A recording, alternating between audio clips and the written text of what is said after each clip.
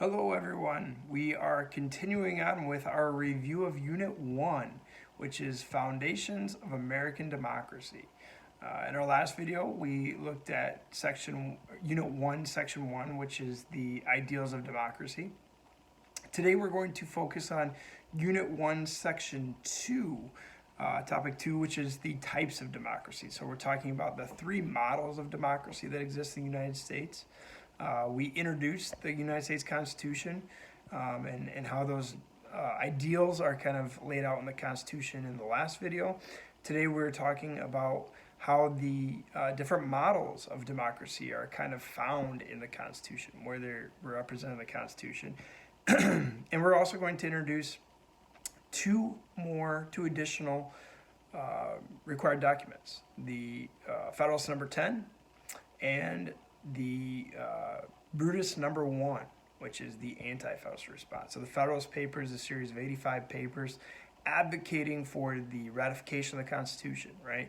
Federalist Number 10 is today, we're talking about factions, and Brutus Number 1 about how the anti-Federalist response and how a large republic, created by the Constitution, was dangerous to the United States, and it was dangerous to the liberties, it was dangerous to the freedoms of the people, and a large republic could only destroy those rights and liberties of the people, and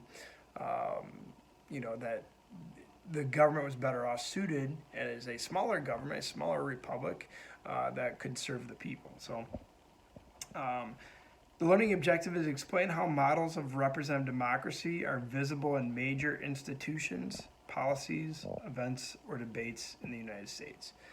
The essential knowledge, the things that you need to know, right? Representative democracies can take several forms among this scale. So there's three forms of democracy that can be represented. There's these three models of democracy in a representative democracy. The first is a participatory democracy. So we're talking about the ability of all people, broad participation in policies in civil society.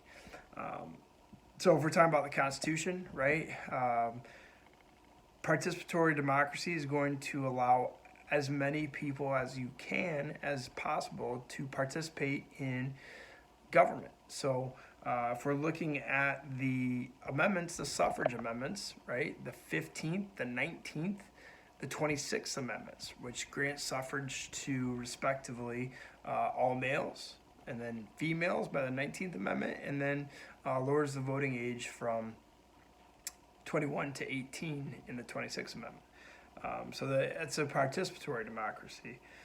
The pluralist democracy says that recognizes group-based activism by non-governmental interests striving for impact on political decision-making. So these are our interest groups. These are interest groups that lobby government makers, right? They're non-governmental interest groups which form to represent specific beliefs, specific issues, and then they lobby their Congress members, they lobby their policymakers, right, for favorable policies in regards to their issues. And then, if we're talking about Federalist Number 10 today, these are our factions, right? These are our like-minded people, our like-minded groups, group-based activity, right, that they were talking about in Federalist Number 10. That factions are dangerous, inevitable, but controllable in a large republic, and we're going to get into that. And then the elite democracy, right? Elite democracy stresses or emphasizes limited participation in politics and civil society, usually in a select few, usually in the more educated, the people that are elitist believe that they should have a bigger role in government. So if you look at the Constitution, there's a few things that emphasize elite democracy, right? If you look at the selection of United States senators before the 17th Amendment, right? So up until the 17th Amendment, our U.S. senators were chosen by an elite group, by these state legislators, which were very knowledgeable and well-versed in politics. The Electoral College, right? The Electoral College is the group that officially elects the President of the United States, right? These electors are nominated by the parties, political parties, and generally are very important people, VIPs, right, in the political party system. So they're very well versed, very well knowledgeable about the candidates and the selection process. So that's an elite group responsible for choosing the president as created by the Constitution.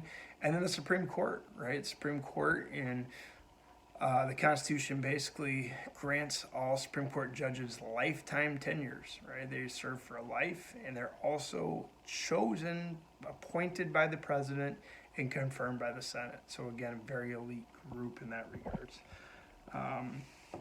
And then different aspects of the U.S. Constitution, as well as the debate between Federalist Number 10 and Brutus Number 1, reflect the tension between the broad participatory model and the more filtered participation of the pluralist and elite models, right? So Federalist Number 10 was talking about factions, and factions are dangerous. They're inevitable. It can't be stopped, right? He talks about two ways it can be controlled. You limit their causes or you limit their effects. And to limit the way people think or to limit people from grouping together is undemocratic, right? So the best way to control them is to allow many, right, pluralists, many groups, allow as many, or even participatory, as many groups as possible to compete. And by doing so, it's going to allow these groups to counterbalance each other. No one group is going to become too dominant because other groups are going to be there to compete against them. So that's basically Federalist Number 10. And then Brutus Number 1, well, go back to Federalist Number 10 real quick. So he's arguing, right, that in a large democracy, in a large republic, right, that this is good. This is going to help, this new constitution is going to help control these factions, right? So Brutus Number 1, the rebuttal to Federalist Number 10 is the anti-federalist response. Remember, the anti-federalists feared a big, strong national government. They believed that, a government closer to the people, closer tied to the people, states and local governments were better suited to deal with these issues facing the people. So Brutus Number 1 basically says that a large republic is unnecessary and dangerous, right? He talks about a standing army. What do we need a standing army for in times of peace? Like, why do we need a standing army? Only one reason: to impose on the rights and liberties of the people, right? And that a big, large republic will only take away the rights of the people. It's only there to infringe on the rights and liberties of the people. So he talks about a more kind of filtered process of local governments, right?